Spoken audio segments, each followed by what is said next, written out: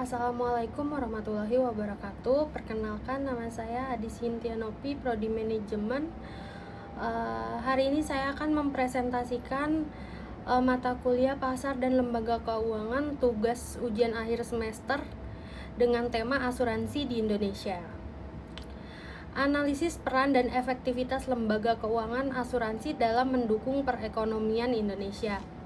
Latar belakang pemilihan topik: yang pertama, tingkat ketidakpastian tinggi. Resiko kehidupan, kesehatan, kematian, dan kerugian properti membutuhkan perlindungan finansial.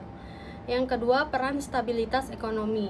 Asuransi berfungsi memindahkan resiko risk transfer dan mengumpulkan dana jangka panjang capital accumulation. Yang ketiga, isu kepercayaan publik. Adanya krisis kepercayaan akibat kasus gagal bayar, lembaga asuransi di Indonesia mendorong pentingnya analisis manfaat, resiko, dan pengawasan OJK.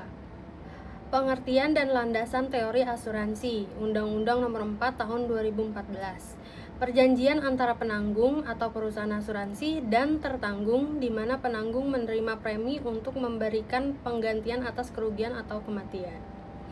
Prinsip utama asuransi: yang pertama ada insurable interest atau kepentingan yang dapat diasuransikan. Yang kedua ada utmost good faith atau itikat baik sempurna. Yang ketiga ada indemnity atau prinsip ganti rugi. Yang keempat ada subrogation dan contribution atau pengalihan hak dan kontribusi. Tujuan, fungsi, dan manfaat asuransi. Tujuannya memberikan jaminan perlindungan dari resiko kerugian keuangan tidak terduga. Fungsi utamanya risk transfer dan common pool atau pengumpulan dana dari sekumpulan pemegang polis. Manfaatnya rasa aman, menjaga kontinuitas bisnis dan keluarga, dan sarana investasi dan tabungan jangka panjang. Jenis dan produk asuransi. Berdasarkan jenis kerugian, yang pertama ada asuransi jiwa berdasarkan resiko kematian atau kelangsungan hidup. Yang kedua, asuransi umum atau kerugian harta benda, kesehatan, kendaraan, dan tanggung jawab hukum. Berdasarkan pengelolaan, yang pertama asuransi konvensional versus asuransi syariah. Produk populer, unit link, proteksi, dan investasi, asuransi kesehatan, dan asuransi kerugian properti. Mekanisme kegiatan dan pihak terlibat.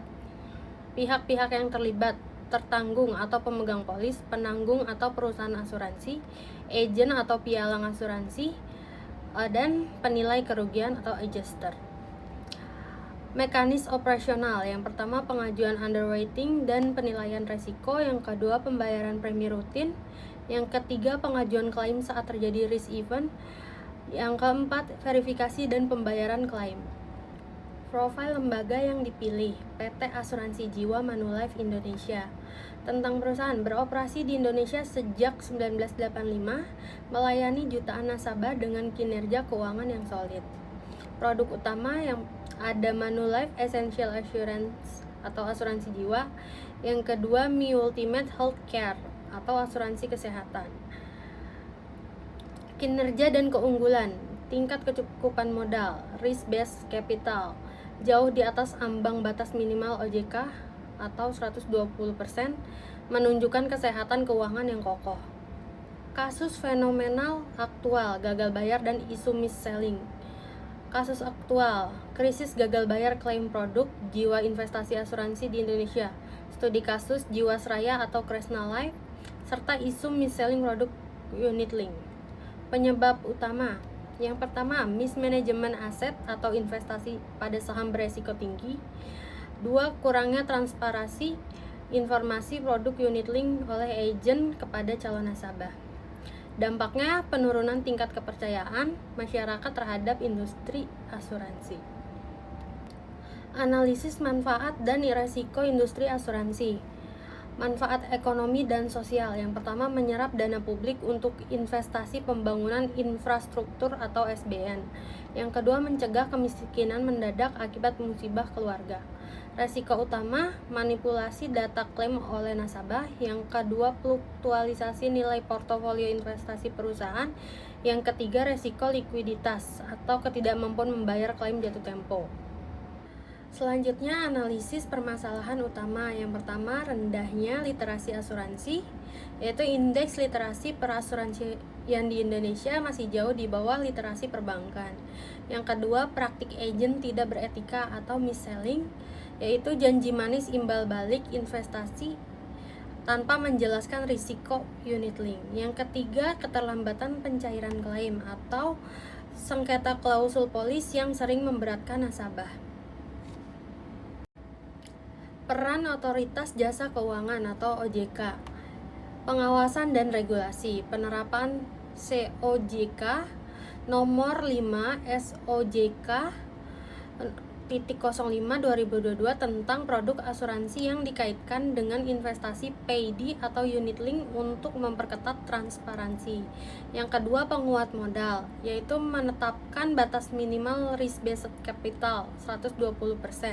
Yang ketiga, perlindungan konsumen atau menyediakan layanan konsumen OJK dan pembentukan lembaga alternatif penyelesaian sengketa. Solusi dan rekomendasi strategis. Yang pertama, untuk perusahaan asuransi, tetapkan tata kelola perusahaan yang baik dan manajemen risiko ketat pada portofolio investasi. Yang kedua, untuk regulator atau OJK, percepatan implementasi program penjaminan polis oleh LPS, Lembaga Penjaminan Simpanan.